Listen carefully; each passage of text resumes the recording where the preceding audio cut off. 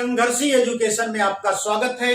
अब तक हमने पूर्णांकों का परिचय और पूर्णांकों का संख्या रेखा पर निरूपण और पूर्णांकों के विपरीत युग्म के बारे में जाना और पूर्णांकों के योगात्मक प्रतिलोम का अध्ययन किया और हमने पूर्णांकों के निरपेक्ष मान का अध्ययन किया। आइए हम अभ्यास 3A के प्रश्नों का हल करते हैं। तो पहला प्रश्न हमारा है, निम्नांकित सारणियों में रिक्त स्थानों की पूर्ति के लिए सारणी के नीचे 4 विकल्प दिए गए हैं, जिनमें से केवल एक ही सही है। सही विकल्प चुनकर रिक्त स्थानों की पूर्ति कीजिए। तो पहला प्रश्न हमारा है, ये सारणी बनाई गई है, इसमें नीचे 4 विकल्प दिए गए हैं, कौन सा विकल्प सही है उसको हमें यहां पर भरना है। अब आप ध्यान से देखिए, सारणी में पहली जो पंक्ति है, इसमें पहली रो जो है 19 लिखा है, फिर 23 लिखा है, फिर 25 है, फिर 29 है, यानी 19, 23, 25, 29। अब यहाँ 5वें कॉलम से आप देखिए 29 को ऋणात्मक लिख दिया है, ऋण 29 लिखा है, फिर ऋण 25 लिखा है, यानी ये बाईं तरफ 29 से बाईं तरफ जा रहे हैं और ऋणात्मक लिख रहे हैं। फिर ऋण 25 हो गया। अगले कॉलम में देखिए यहाँ 23 लिखा था, तो ये ऋण 23 लिख दिया। फिर लास्ट में इन्होंने ऋण 19 लिख दिया। यानी क्या है कि 19 से 29 तक बढ़े हैं, उसके बाद 29 को ऋणात्मक करते हुए इसको विपरीत चल रहे हैं, यानी ऋण 29 हो गया है, ऋण 25 हो गया है, ऋण 23 हो गया, ऋण 19 हो गया है। तो वही क्रम यहां पर भी होगा। पहले 7 लिखा है, 11 लिखा है, उसके बाद 13 लिखा है, फिर 17। अब यहां से अगले कॉलम में 17 ऋणात्मक हो जाएगा। फिर इसके बाद वाले 17 के बाद, ऋण 17 के बाद जो कॉलम है, इसमें नियमतः ये 13 जो लिखा है यह ऋणात्मक चिन्ह के साथ आएगा। 13 क्या होगा? ऋणात्मक चिन्ह के साथ आएगा। अगले कॉलम में देखिए, यहां पर 11 ऋणात्मक चिन्ह के साथ आया है, फिर वहां पर 7 ऋणात्मक चिन्ह के साथ आया है। यानी ऊपर वाले पैटर्न को फॉलो हम करते हैं, तो यहां पर जो खाली स्थान है ऋण 13 आ रहा है, यानी विकल्प नंबर 2 सही है। तो इसका आंसर क्या है? आंसर बराबर विकल्प नंबर 2 और क्या है? ऋण 13। आइए हम दूसरे प्रश्न की तरफ बढ़ते हैं। दूसरा प्रश्न हमारा है, ऋण 7 लिखा है, फिर 25 लिखा है। अब यहां पर देखिए तीसरे कॉलम में ये ऋण चिन्ह हटा करके, यानी इसका चिन्ह बदल करके 7 लिख दिया गया है, यानी चिन्ह विपरीत कर दिया गया है। फिर यहां पर जो 25 लिखा था, एक कॉलम छोड़ करके अगले कॉलम में, अगले खाने में ऋण 7 लिखा था, तो दूसरे खाने में 25 लिखा है। तीसरे खाने में इन्होंने 7 के चिन्ह को बदल दिया है, यानी यह ऋण था, यहां पर धनात्मक हो गया है, यह 7 हो गया है। और 25 को देखिए, फिर दूसरे कॉलम में 25 के बाद जो दूसरा कॉलम है, इसमें ऋण 25 इन्होंने लिख दिया, यानी इसका विपरीत चिन्ह लिख दिया है। आइए आगे बढ़ते हैं। फिर वही यहां पर देखिए ऋण 13 लिखा गया है, फिर 31 है। फिर इसके बाद अगला कॉलम 31 के बाद जो कॉलम आ रहा है, 13 के चिन्ह को बदल करके यानी धनात्मक लिख दिया है। ऋण 13 था, यहां धन 13 हो गया है। और यहां पर 31 है, 13 के बाद देखिए एक खाना छोड़ करके 31 को ऋण 31 लिखा गया है। तो ठीक इसी पैटर्न पर हम नीचे वाली पंक्ति में भी यही करेंगे, यानी एक खाना छोड़ करके जो संख्या पहले खाने में लिखी गई, उसके बाद एक खाना छोड़ करके उसके चिन्ह को विपरीत करके लिख देंगे। जैसे 5 है, ऋण 8 लिखा है, उसके बाद अगला खाना जो है ऋण 5 इन्होंने लिख दिया है। फिर ऋण 8 है, तो ये अगला खाना 8 हो गया है, यानी ऋण चिन्ह हट गया है। अब यहां पर आप देखिए 11 है, 11 के बाद ऋण 14 लिखा है, लेकिन फिर अगले खाने में ऋण 11 लिखा है, यानी 11 यहां पर धनात्मक था, इसका चिन्ह विपरीत कर दिया है। अब यहां पर 14 है, 14 जो है ऋण 11 के बाद अगला खाना जो दूसरा खाना आता है, तो इसमें इसका चिन्ह बदल दिया जाएगा, यानी यह क्या हो जाएगा? यहाँ पर ऋण चिन्ह था तो ऋण चिन्ह हट जाएगा और यह क्या हो जाएगा, 14 हो जाएगा। यानी कौन सा विकल्प सही है, विकल्प संख्या 3 सही है। तो आंसर हमको प्राप्त हो गया, आंसर विकल्प संख्या 3 और क्या है ये 14। यानी खाली स्थान में क्या भरा जाएगा, 14 भरा जाएगा।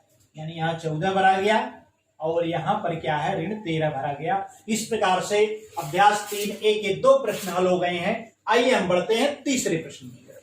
तीसरा प्रश्न हमारा है, निम्नांकित को पूर्णांक के रूप में निरूपित, निम्नलिखित को पूर्णांक के रूप में लिखिए। पूरब को धन दिशा और समुद्र तल से ऊंचाई को धन दिशा मानिए। तो ये 5 प्रश्न दिए गए हैं, इसमें 5 खंड है तीसरे प्रश्न में, जिसमें कहा गया है कि सबको पूर्णांक के रूप में हमको लिखना है और पूरब को धन दिशा मानना है और समुद्र तल से ऊंचाई को भी धन दिशा माना गया है। तो आइए पहला खंड हम देखते हैं। पहला खंड है, 0 से नीचे 4 डिग्री सेल्सियस का तापमान। तो 0 से नीचे का तापमान ऋणात्मक होता है, इसलिए यह क्या हो जाएगा, पूर्णांक के रूप में इसका मान हो जाएगा, आंसर हो जाएगा ऋण 4 डिग्री सेल्सियस। शून्य से नीचे का तापमान क्या होता है, ऋणात्मक होता है, इसलिए हम इसे पूर्णांक के रूप में क्या करेंगे, ऋण चिन्ह के साथ लिखेंगे।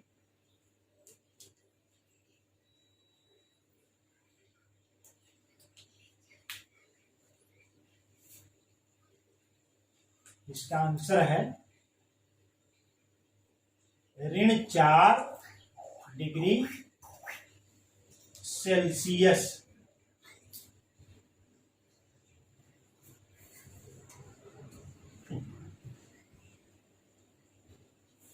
तो ये हो गया हमारा पहला खंड। आइए हम दूसरे खंड की तरफ बढ़ते हैं। 7 कदम पूरब। अब यहां पर देखिए पूरब को धन दिशा माना गया है और 7 कदम पूरब की तरफ चल रहे हैं। इसका मतलब यह पूर्णांक के रूप में इसका मान क्या हो जाएगा, धन 7 हो जाएगा। क्या हो जाएगा, धन 7। तो इसका आंसर हमको प्राप्त हो गया धन 7। अब तीसरा खंड है, रुपए 3.28 की हानि। तो हानि जो होती है वह ऋणात्मक होती है, इसलिए इसे पूर्णांक के रूप में हम क्या लिखेंगे, ऋणात्मक चिन्ह के साथ लिखेंगे। ऋण लगाइए, रुपए का चिन्ह लगाइए, फिर 3.28। तो ये भी ऋणात्मक होगा। आइए हम बढ़ते हैं चौथे खंड की तरफ। 18 मीटर पश्चिम का विस्थापन। अब यहां देखिए पूरब को धन दिशा, यानी पूरब का विस्थापन धन होता है और पूरब का विपरीत पश्चिम होता है, यानी जो पश्चिम का विस्थापन होगा वह क्या होगा, ऋणात्मक होगा। इसलिए इसे ऋणात्मक चिन्ह के साथ आप लिखेंगे 18 मीटर। तो इस प्रकार से हमारा चौथा खंड हल हो गया है। आइए हम 5वें खंड की तरफ बढ़ते हैं। समुद्र तल से 1000 मीटर ऊंचाई। जब समुद्र तल से हम ऊपर जाते हैं तो धनात्मक होता है और नीचे जाते हैं तो ऋणात्मक होता है। क्योंकि यह ऊंचाई बता रहा है समुद्र तल से, इसलिए इसका मान धनात्मक होगा। इसे पूर्णांक के रूप में लिखेंगे तो हम धन 1000 मीटर लिखेंगे। तो इस प्रकार से तीसरे प्रश्न के 5 खंड हल हो गए हैं। आइए हम बढ़ते हैं चौथे खंड।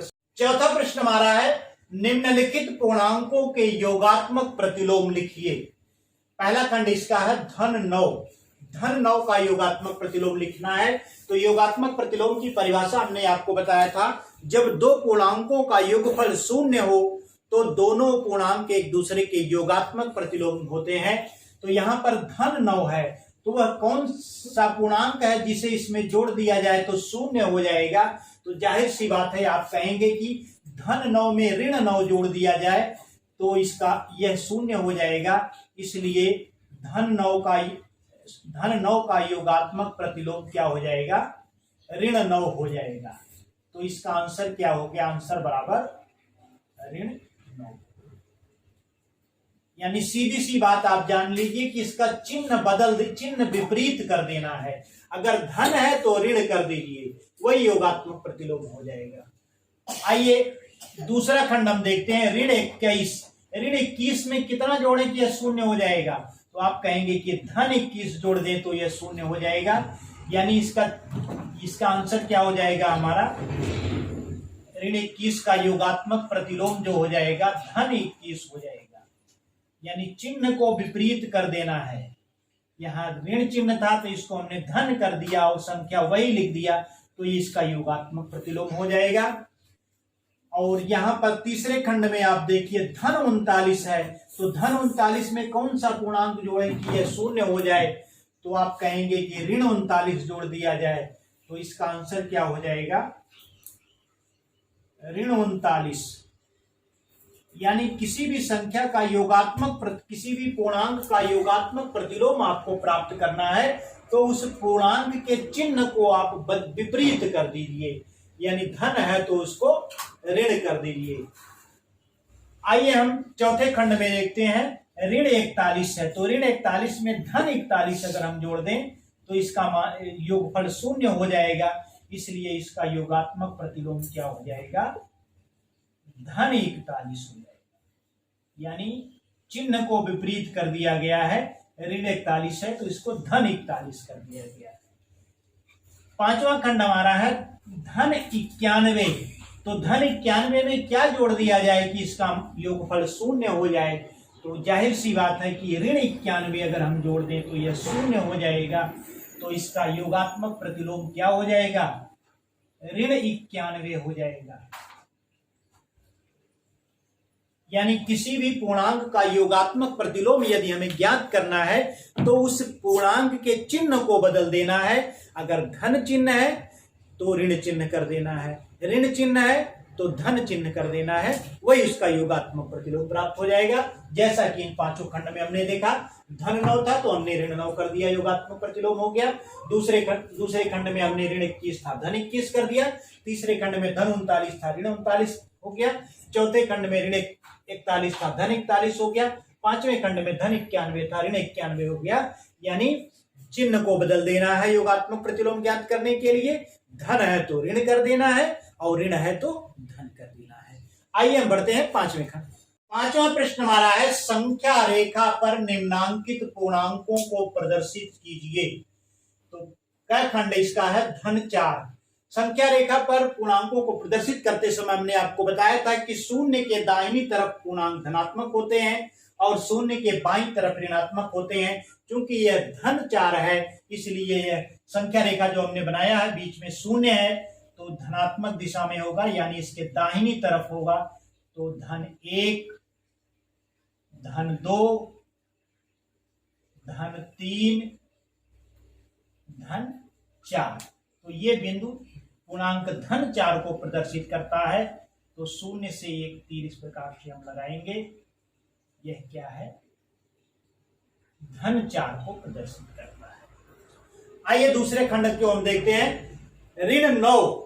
तो ऋण 9 यह ऋणात्मक पूर्णांक है इसलिए शून्य के बाईं तरफ आएगा। तो ये हमारा हो गया ऋण 1, ऋण 2, ऋण 3, ऋण 4, ऋण 5, ऋण 6, ऋण 7, ऋण 8, ऋण 9। ये बिंदु पूर्णांक ऋण 9 को प्रदर्शित करता है। तो यह इस प्रकार से एक तीर की सहायता से हम इसको दिखा सकते हैं। ये है हमारा ऋण 9। आइए तीसरे खंड की तरफ हम बढ़ते हैं, धन 7। धन 7 है यानी धनात्मक है यह, तो यह शून्य के दाहिनी तरफ होगा।